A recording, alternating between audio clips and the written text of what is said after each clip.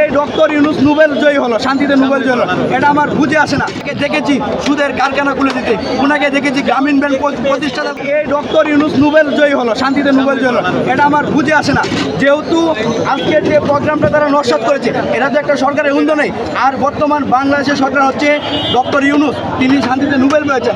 আজকে যে উনি একটা নির্দেশনা দিয়ে আজকে আমাদের উপর হামলেন, তাহলে উনি কিভাবে শান্তিতে নোবেল পেয়েছেন এটা আমার বুঝে আসে না।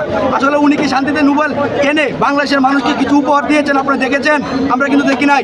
উনাকে দেখেছি সুদের কারখানা খুলে দিতে, উনাকে দেখেছি গ্রামীণ ব্যাংক প্রতিষ্ঠাতা করে হাজারো হাজারো হাজারো হাজারো দর্শক তৈরি করে তাদের ব্যবসা প্রতিষ্ঠাতা করে মানুষকে জাহান্নামের দিকে ঠেলে দিচ্ছে।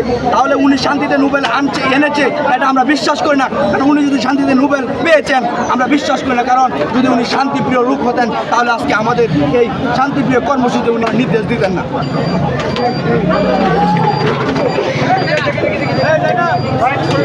হ্যাঁ